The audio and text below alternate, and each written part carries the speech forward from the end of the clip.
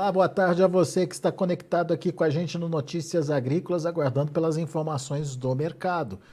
O dia hoje foi positivo. Depois de apanhar bastante, a soja volta a encerrar em patamar positivo lá em Chicago.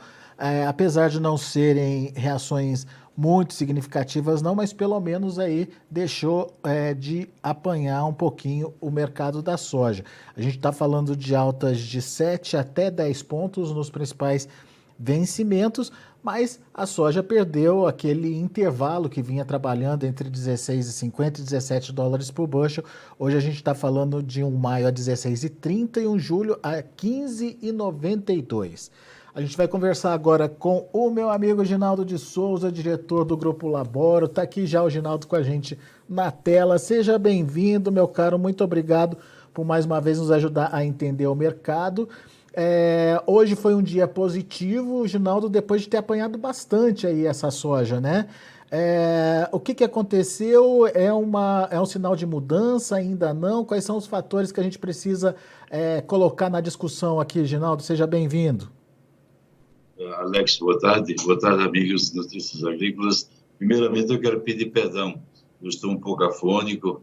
Dei uma de little boy, fui jogar futebol com o meu pequeno e pegamos sereno e a garganta sentiu. Os pequenos ficaram sãos. O velhinho aqui pegou um pouquinho na garganta. Mas, meus amigos, respondendo objetivamente suas perguntas, Alex, que são várias simultaneamente, mas eu queria te dizer o seguinte: o mercado está carente de notícias, o mercado sofre por falta de notícias, porque as notícias que nós temos aí no dia a dia, a guerra, por exemplo. A Rússia ontem acabou com o resto do porto de Odessa, onde tem lá vários portos e instalações portuárias, as famosas famosos elevadores, o port facilities, né? Então, os russos foram lá e acabaram com o resto. Claro que eles também vão ser prejudicados, porque eles utilizam também aquelas áreas ali para embarques. Então, mas tudo isso poderia, num outro momento, dar um ênfase maior e a soja subir, puxada pelo milho, puxada pelo trigo, e não aconteceu isso. Nós temos aí vários problemas. Seca na Europa. A Europa está seca, não está chovendo, as previsões são ruins. Você tem seca nos Estados Unidos, tem lugares pontuais lá no estado do Kansas que tem 300 dias que não cai uma gota d'água. Olha só, estou falando num lugar pontual. Para você ver que a seca no oeste, nas áreas de trigo, é muito séria. Tanto é que ontem, nas condições de lavouras, apesar de ter melhorado 2 pontos percentuais, as condições de lavouras são as piores que você possa imaginar em 15, 20 anos. Condições de lavouras que você tem boas e excelentes juntas, que é mais ou menos igual a considerada ruim. Tem ruim, muito ruim, tem regular, quer dizer, a situação não é nada agradável. Muito bem, então você tem a seca no oeste americano, o atraso do plantio. Você viu que o plantio aí do milho veio aí na faixa de 22, se esperava 25, o ano passado era mais de 50, a soja veio 12%, então está muito atrasado. Isso não quer dizer que a janela ideal está ruim ainda, tem tempo. Se o tempo firmar e com as chuvas que tem nas projeções, deveria o tempo firmar. Mas um detalhe, está frio para o plantio. Isso o povo não está considerando. Soja plantada com 4, 5 graus não é bom. Claro que esse final de semana deu uma esquentada boa, então eles devem acelerar agora o plantio. Então você tem uma série de coisas que poderíamos dizer assim, está cozinhando, está se juntando. Se isso evoluir, seca na Europa, seca na Índia, a Índia com temperaturas acima de 100 graus Fahrenheit, ou seja, acima de 40 graus. Você tem problemas de demanda. O Paquistão, por exemplo, está fazendo tenda aí para comprar 4, 5 milhões de trigo. O Irã, 7, 8 milhões. Você tem uma demanda de trigo aí, hoje na mão, de quase 30 milhões de toneladas. E o trigo não está reagindo. Por quê? Ele já foi a 14, voltou, está aí nessa faixa de próximo a 11, mas ele precisa de incentivos novos, saber algo novo. Esse algo novo seria uma seca na Europa, mais seca nos Estados Unidos e, eventualmente, uma seca nas áreas do Corn Belt, onde você tem a grande produção de milho e a grande produção de soja. Então, você tem muita coisa aí para acontecer, Alex. Se vai acontecer ou não, é outra história. O mercado está cansado. Os fundos saíram de posições durante a semana passada e segunda-feira, na ordem de mais de 30 mil contratos entre milho e soja. Isso é um volume muito expressivo, pressionou muito o mercado. Teve entregas físicas. Os caras que estavam com contratos na mão, comprados, tiveram que revender urgente na Bolsa de Chicago para poder sair das posições. Isso ajudou a derrubar o mercado na segunda-feira, naquela grande queda. Então, tem várias coisas aí. Além disso, Alex, tem a questão do mercado financeiro, o problema do Banco Central americano, o Fed, que vem, naturalmente, com taxas de juros mais elevadas. Já declarou que vai fazer novos aumentos, possivelmente 3 ou 4 aumentos de 0,5% em cada uma. Então, as taxas de juros dos Estados Unidos vão ficar atrativas e o mercado financeiro corre para lá. Você viu que aqui o dólar hoje oscilou bastante, muita oscilação, mas até certo ponto ajudou o mercado. Nós tivemos soja hoje saindo a 195 no porto de Paranaguá para pagamento, vamos dizer, no final desse mês, que é um preço que eu considero razoavelmente bom.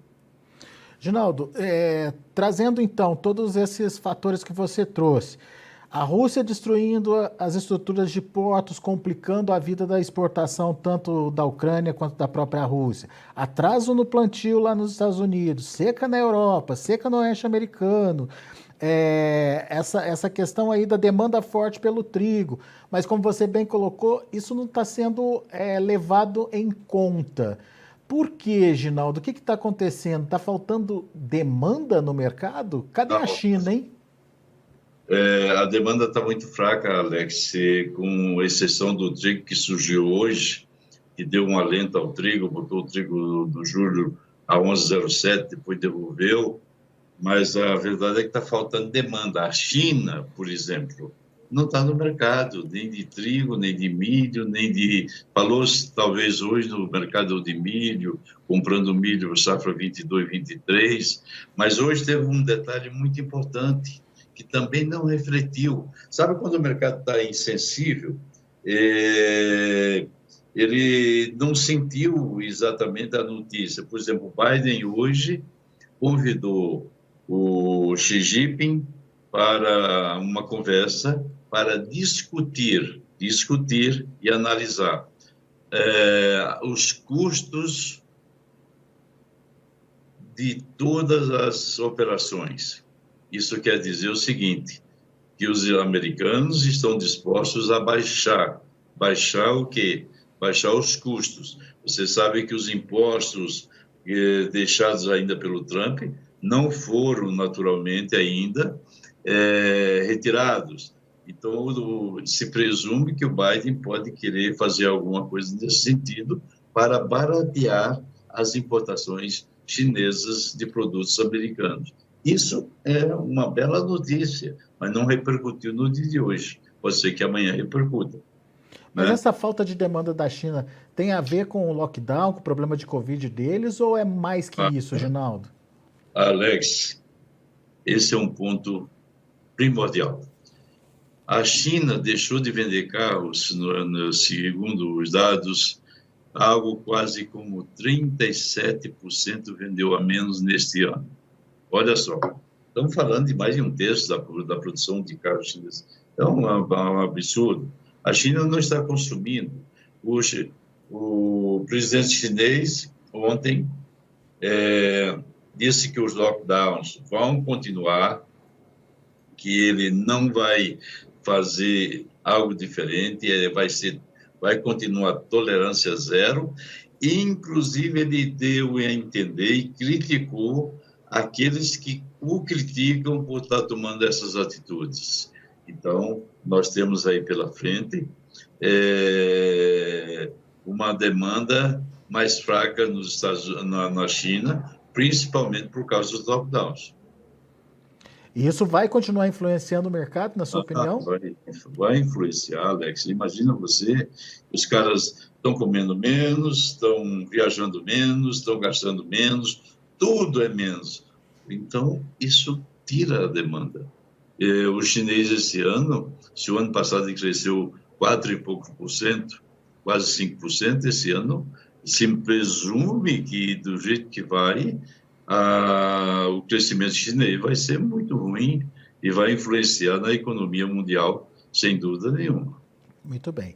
Ginaldo, essa semana a gente tem também o tradicional relatório de oferta e demanda do USDA, né, o Departamento de Agricultura dos Estados Unidos. É um relatório importante, a gente precisa prestar atenção nele. Quais são os pontos que você destacaria? É um relatório importante, Alex, porque, primeiro, ele vai mostrar todos os dados. Você lembra que no mês de maio, no mês de abril, ele veio mostrando as áreas que eram as áreas ainda do fórum de 28 de fevereiro. Então, não mostrou quase nada, não mostrou mudanças. Amanhã, ou melhor, depois de amanhã, na quinta-feira, ele vai trazer o supply demand completo, mostrando áreas, produtividade, estoques finais, safra velha, safra nova, estoques mundiais.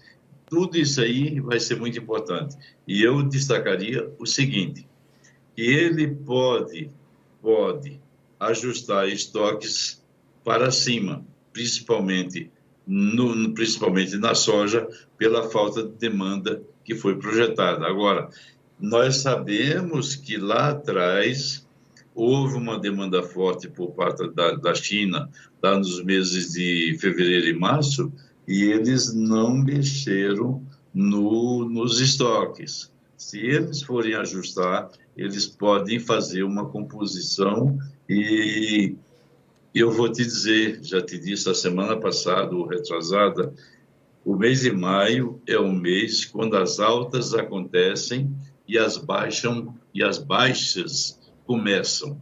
Você começa a ver a tendência do clima dos Estados Unidos, você começa a ver naturalmente a tendência da Europa, que nesse momento não é muito bom, você começa a ver uma série de coisas, começa a ver a demanda ficar um pouco mais retraída, e aí você começa a ver as altas do mês de maio devem ser aproveitadas para se vender, não para se comprar. É isso que nos mostra a história e, portanto, mês de maio, altas eventuais, vendas, porque o mercado tende depois a ceder e, naturalmente, a cair. E são quedas constantes, né, Alex? Como eu disse, são quedas, aquelas famosas quedas de uma semana, 10 dias, cai 10 dias, 10 centavos num dia, 10 no outro, 12 no outro, e assim vai. Não estou dizendo que vai acontecer esse ano, mas historicamente, o mês de maio, as altas devem ser aproveitadas para vender. A não ser que você venha ter depois uma seca lá na frente, mas aí quem está apostando e está trabalhando como investidor em bolsas, etc., está naturalmente aproveitando esse mercado, vendendo agora para comprar depois, se for necessidade. Não é o caso do produtor. O caso do produtor tem que ficar mais atento. Essas altas ele tem que aproveitar para vender um pouco, fazer uma boa média e esperar, né? Muito bem. É isso que eu recomendo, Alex. Boa, Ginaldo. Agora, olhando para o Brasil, que tem essa questão da falta de demanda da China, que tem essa questão da instabilidade aí dos preços em Chicago, prêmios, enfim, que que ainda são positivos, mas não são os melhores mais que a gente chegou a ver no ano. E tem um único fator positivo hoje, no caso do dia, que foi o dólar. É isso mesmo, Ginaldo? É isso mesmo, o dólar ajudou bastante. Hoje, por exemplo, nos preços, a composição de preços que saindo aí a 1,95, 1,96 no Porto do Paranaguá para pagamento final de maio, foi o que eu considero um bom preço, 1,95, 1,96 para pagamento no final do mês. E tudo isso aí foi ajudado naturalmente. Esses 8, 10 centavos aí, 12 centavos, 15 centavos, em determinado momento na soja, mais o prêmio, mais o dólar, que chegou a bater 5,15, ajudou bastante, Alex. Ajudou e, sem dúvida nenhuma, é difícil de nós, nesse exato momento, ver o dólar voltando abaixo dos 5, agora, imediatamente. Então, aproveitem para o dólar, para vender um pouco, ou para fazer travas, ou para fazer novos negócios, porque esse dólar também, lá na frente, pode cair um pouco mais. E teve comercialização, Ginaldo? O que você viu no mercado hoje? Sim, teve comercialização, sim, saiu o prêmio aí a 150 no julho, e saiu soja no Porto a 1,95, 1,96, para pagamento no final desse mês. Isso sim saiu, Alex. Alguns volumes saíram no dia de hoje. Muito bem. Ginaldo, só rapidinho, até para a gente poupar aí a sua voz, né? Enfim, Crop Tour, conta para quem está ouvindo a gente aquilo que você me falou antes da gente entrar no ar. Tudo indica que pode ser um dos maiores Crop Tours de todos os tempos, é isso, Ginaldo? Alex, sem dúvida nenhuma, vai ser muito maior e muito melhor, eu diria, do que o da China, né? Fizemos Estados Unidos e China. Esse ano é Estados Unidos e Canadá. A procura, Alex, é algo sensacional. E muitos já estão fechando, já estão comprando. Vai ser uma viagem sensacional, eu tenho certeza, Alex. Nós vamos andar aí quase 7 mil quilômetros de áreas de soja, milho, depois canola. Vamos pegar depois um pouco de soja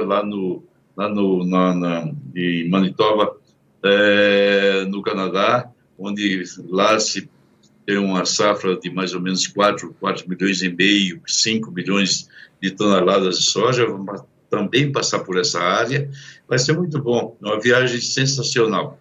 Eu acho que vale a pena, porque tudo aquilo que a gente viu e aquilo que a gente pode fazer vai agregar conhecimento, vai agregar bastante know-how ao grupo que vai viajar conosco. Muito bem, portanto, está aí 27 de agosto a 10 de setembro, são as datas aí de ida e volta desse Crop Tour Estados Unidos e Canadá. Se quiser saber mais detalhes, tem informações aqui no site Notícias Agrícolas, tem também informações no site do Grupo Laboro. Fique por dentro, tome as suas informações e não deixe de participar, você que é um cara técnico, curioso, quer entender, quer saber, enfim, vai ser sempre muito bem-vindo. É isso, né, Ginaldo? É isso aí, Alex, é isso aí, amigos. Eu espero que sempre contando com a bondade divina que nos cubra de saúde e prosperidade, nos dando sempre a oportunidade de servir a humanidade, porque nós não viemos aqui para nos servir, viemos aqui para servir. É assim que eu penso, é assim que eu sempre agi e é assim que eu acho que o mundo seria melhor. Um abraço a todos. Grande, Ginaldo. Um abraço para você, meu amigo. Até a próxima. Até a próxima. Tá aí. Abraços. Ginaldo de Souza, Grupo Laboro, aqui com a gente no Notícias Agrícolas. Vamos ver os números de fechamento do mercado lá na Bolsa de Chicago? Confere comigo aí na tela. Maio, 16 dólares e 30 centes por bushel, 9 pontos de alta. Julho, 15,92, 7 de alta. Agosto, 15,47, 10,25 de alta. Setembro, 14 dólares e 87 centes por bushel, 9 pontos mais 75 de elevação. Temos também o milho, vamos ver? Milho para maio, 7,86, alta de 2 pontos. Para julho, 7,75, 3,25 de alta. Setembro, 7,35, alta de 6 pontos. E dezembro, 7 dólares e 19 centes por bushel, 8 pontos mais 25 de elevação. Dia positivo também para o milho. Vamos ver o trigo. Para finalizar, trigo trabalhando com julho a 10,92 sem alteração, setembro 10,96 com 1 ponto de alta, dezembro 11,02 com 1,5 de alta e março de 23, 11 dólares e 0,4, 11 dólares e 4 centes por bushel, uma alta de 1 ponto mais 75. A gente vai ficando por aqui. Agradeço muito a sua atenção, a sua audiência. Notícias Agrícolas, 25 anos ao lado do produtor rural. Se inscreva em nossas mídias sociais. No Facebook, Notícias Agrícolas. No Instagram, @Notícias Agrícolas. E em nosso Twitter, @Norteagri. E para não perder nenhum vídeo, não se esqueça de nos acompanhar no YouTube e na Twitch, Notícias Agrícolas Oficial.